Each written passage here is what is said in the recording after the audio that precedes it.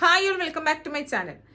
Honey Rose എന്ന film സ്റ്റാറിൻ്റെ ഒരൊറ്റ പരാതിയിന്മേലെയാണ് പോലീസ് കേസെടുത്തിട്ട് വ്യവസായ പ്രമുഖനായിട്ടുള്ള ബോബി ചെമ്മണ്ണൂരിനെ തടവിലാക്കിയത്. അദ്ദേഹത്തിന് നഷ്ടം വന്നത് 5 ദിവസമാണല്ലേ. ബോച്ച ജയിലിലായ ഒരു ടൈമിലായിരുന്നു ഈ രാഹുൽ ഈശ്വറിനെ മാധ്യമപ്രവർത്തകർ ഒരു ഡിബേറ്റിന് വേണ്ടി ക്ഷണിച്ചിട്ടുണ്ടായിരുന്നു. അപ്പൊ അദ്ദേഹത്തിൻ്റെതായിട്ടുള്ള ഭാഗങ്ങൾ പറഞ്ഞു. അപ്പൊ ആ ഒരു പ്രസ്താവനയിൽ ഹണി റോസിനെ ചൊടിപ്പിക്കുന്ന കാര്യങ്ങളൊക്കെയാണ് പറഞ്ഞതെന്ന് പറഞ്ഞുകൊണ്ട് ഹണി റോസ് രംഗത്ത് വന്നു. അദ്ദേഹത്തിനെതിരെ പരാതിയും കാര്യങ്ങളൊക്കെ പോലീസിൽ കൊടുത്തു. അദ്ദേഹത്തിന് മാപ്പില്ല, എന്നെ വല്ലാതെ അങ്ങ് അധിക്ഷേപിച്ചു എന്നൊക്കെ പറഞ്ഞുകൊണ്ട് പലതരത്തിലുള്ള വാദങ്ങളും ഉന്നയിച്ചു.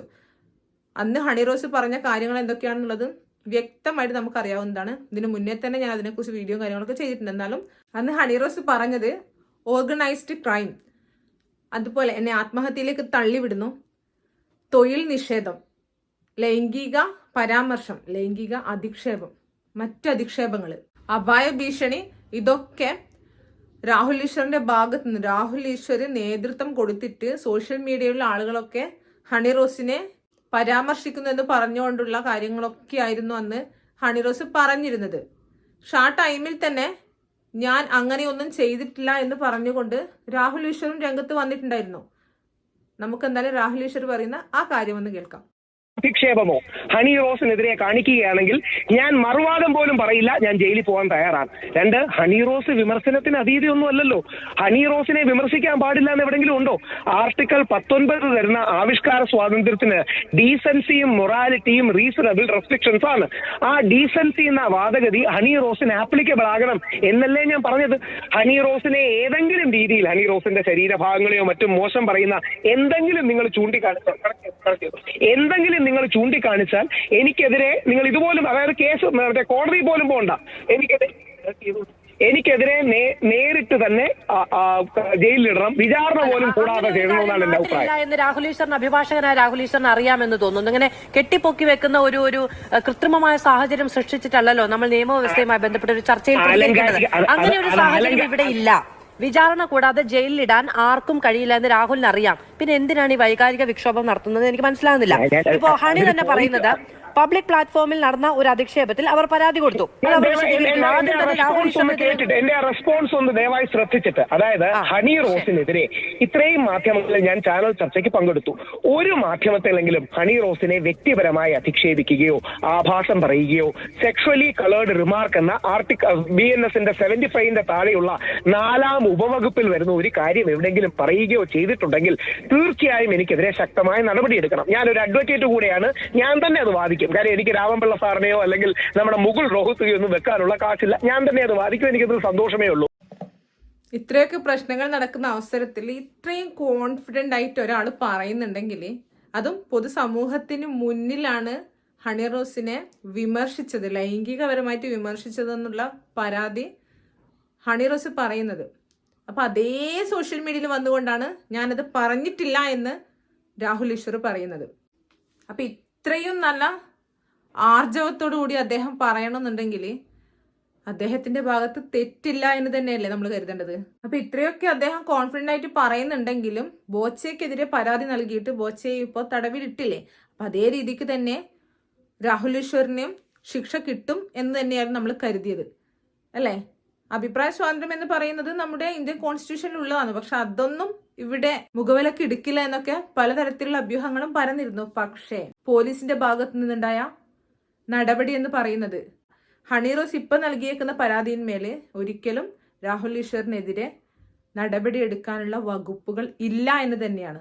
മാധ്യമത്തിന്റെ മുന്നിലായി കഴിഞ്ഞാൽ ഇന്ന് സോഷ്യൽ മീഡിയയിൽ യൂട്യൂബ് ചാനലിലും ഒക്കെ വന്നിട്ടുള്ള പരാമർശങ്ങളെ പിന്തുണച്ചിട്ട് അതിലെ പരാമർശത്തിന്റെ ഒക്കെ അടിസ്ഥാനത്തിലാണ് രാഹുൽ ഈശ്വറിനെതിരെ പരാതി കൊടുത്തിട്ടുണ്ടെങ്കിൽ ഈ ഒരു പരാതിയിന്മേല് അദ്ദേഹത്തെ അറസ്റ്റ് ചെയ്യാനുള്ള വകുപ്പില്ല എന്ന് തന്നെ കോടതിയോട് പോലീസ് അറിയിച്ചിട്ടുണ്ടായിരുന്നു. കാരണം നമ്മളൊക്കെ കണ്ടതാണ് സോഷ്യൽ മീഡിയയിൽ അദ്ദേഹം പറഞ്ഞ കാര്യങ്ങളൊക്കെ തന്നെയും ഈ ഉദ്ഘാടനത്തിന് പോകുന്ന ടൈമിൽ വസ്ത്രധാരണത്തിലൊന്ന് ശ്രദ്ധിച്ചിരുന്നുവെങ്കിൽ ഇത്തരത്തിലുള്ള പ്രശ്നങ്ങളൊന്നും ഉണ്ടാകുമായിരുന്നില്ല എന്ന് തന്നെയാണ്. അതിന് ലൈംഗിക അതിക്രമം എന്ന് പറയാൻ വേണ്ടി പറ്റുമോ? അതൊന്നും പറയാൻ വേണ്ടി പറ്റില്ല. അതുകൊണ്ട് തന്നെയാണ് രാഹുൽ ഈശ്വറിനെ കട്ട സപ്പോർട്ടായിട്ട് ഈ ഒരു കാര്യം പറഞ്ഞതുകൊണ്ട് കട്ട സപ്പോർട്ടായിട്ട് ജനപിന്തുണ നന്നായിട്ട് തന്നെ കിട്ടിയിട്ടുണ്ടായിരുന്നു. പോലീസിന്റെ പ്രാഥമിക അന്വേഷണത്തിലുള്ള വിവരങ്ങളാണ് ഇപ്പൊ കിട്ടിയിരിക്കുന്നത്. രാഹുൽ ഈശ്വറിനെതിരെ പരാതി നൽകിയതിൽ തുടർന്ന് കേസെടുക്കാൻ വേണ്ടിയിട്ടൊന്നും പറ്റില്ല. ശരിക്കും പറഞ്ഞാൽ ഇത് കേൾക്കുമ്പോൾ വളരെയധികം സന്തോഷം തോന്നുന്നുണ്ട്. കാരണം ഒരു സ്ത്രീകളുടെ പരാതിന്മേൽ പലപ്പോഴും പുരുഷന്മാരെ ശിക്ഷിച്ചതായിട്ട് നമ്മൾ കണ്ടിട്ടുണ്ട്. അപ്പൊ ആ ഒരു ശിക്ഷയൊക്കെ, അല്ലെങ്കിൽ ഒരു സ്ത്രീ ഒരു ലൈംഗിക അതിക്രമം എന്നെ ചെയ്തു എന്ന് പറഞ്ഞു കഴിഞ്ഞാൽ അതിനെതിരെ ശിക്ഷിക്കണം. തീർച്ചയായും സ്ത്രീക്കെതിരെ അങ്ങനെ ഒരു കുറ്റം ആണ് ചെയ്തിട്ടുണ്ടെങ്കിൽ ശിക്ഷ കൊടുത്തിരിക്കണം. അതിന് നമ്മുടെ ഇന്ത്യൻ കോൺസ്റ്റിറ്റ്യൂഷനിൽ പലതരം വകുപ്പുകളും കാര്യങ്ങളൊക്കെ ഉണ്ടല്ലേ. ആ നിയമങ്ങളൊക്കെ കുറച്ച് ലേഡീസ് പലപ്പോഴും മിസ്യൂസ് ചെയ്തതായിട്ട് നമ്മൾ കണ്ടിട്ടുണ്ട്. കൂടുതലും രാഷ്ട്രീയത്തിലൊക്കെ മുൻപന്തിയിൽ നിൽക്കുന്ന വ്യക്തികൾ ഉണ്ടാവും. അപ്പം അവരെയൊക്കെ ഒന്ന് തറ പറ്റിക്കാൻ വേണ്ടിയിട്ട്, അല്ലെങ്കിൽ ആ ഒരു ഭരണം തന്നെ ഇല്ലാതാക്കാൻ വേണ്ടിയിട്ട് ഒരു സ്ത്രീ വിചാരിച്ചാൽ മതി. അങ്ങനെ നമ്മൾ ഇതിന് മുന്നേ കണ്ടിട്ടുണ്ടായിരുന്നു. ആരെയാണെന്ന് പറയുന്നത് നമ്മുടെ ബഹുമാനപ്പെട്ട മുഖ്യമന്ത്രി, ഇപ്പോഴത്തെ അല്ല, ആദ്യമുണ്ടായിരുന്ന മുഖ്യമന്ത്രി, മുൻ മുഖ്യമന്ത്രി ഉമ്മൻചാണ്ടി സാറിന്റെ അവസ്ഥ. വളരെയധികം അദ്ദേഹം വിഷമിച്ച ആ ഒരു ഘട്ടമൊക്കെ നമ്മൾ പലപ്പോഴും കണ്ടിട്ടുള്ളതാണ്. പിന്നീട് അദ്ദേഹത്തിന് നിരപരാധിത്വമൊക്കെ തെളിഞ്ഞു വന്ന ടൈമിൽ അദ്ദേഹം അനുഭവിച്ച ആ ഒരു വിഷമങ്ങളൊക്കെ ആർക്ക് തീർത്തു കൊടുക്കാൻ വേണ്ടി പറ്റും? അതൊന്നും കഴിയില്ല.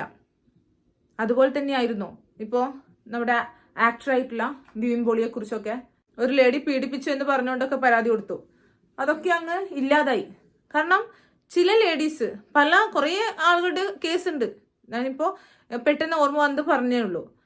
അപ്പൊ അങ്ങനെ ചില ലേഡീസ് മിസ്യൂസ് ചെയ്യുന്നുണ്ട് ഈ നിയമത്തെ. അത്തരത്തിലുള്ള കാര്യങ്ങളൊന്നും ശരിക്കും പറഞ്ഞാൽ നമുക്കത് നിലനിർത്തി കൊണ്ടുപോകാൻ വേണ്ടി പാടില്ല. അങ്ങനെ ആവുമ്പോൾ ഈ ലേഡീസ് ഇങ്ങനെ കള്ളം പറയുമ്പോൾ ഈ പുരുഷന്മാർക്ക് ഒരു സംഘടന വേണ്ടേ? ഇപ്പോൾ ലേഡീസിന് മാത്രം മതിയോ? കാരണം ഇത്തരത്തിൽ കളവ് പറഞ്ഞിട്ടാ ചെയ്യുന്നതെന്നുണ്ടെങ്കിൽ അതൊരിക്കലും നമ്മൾ അതിനോട് യോജിക്കാൻ വേണ്ടി പറ്റില്ല. ഇപ്പോൾ ഇദ്ദേഹത്തെ രാഹുൽ ഈശ്വർ പറഞ്ഞ കാര്യങ്ങൾ അതൊരിക്കലും തെറ്റാണെന്ന് ഒരാളും പറയുന്നില്ല. അപ്പൊ അതുകൊണ്ട് തന്നെ അദ്ദേഹത്തിന് സപ്പോർട്ട് ചെയ്തിട്ട് പല ആളുകളും വരുന്നു. പക്ഷെ ഇപ്പൊ അദ്ദേഹം പറഞ്ഞ പോലെ ഒരു പുരുഷ കമ്മീഷൻ എനിക്കില്ല എന്നൊക്കെ പറയുന്നുണ്ട്.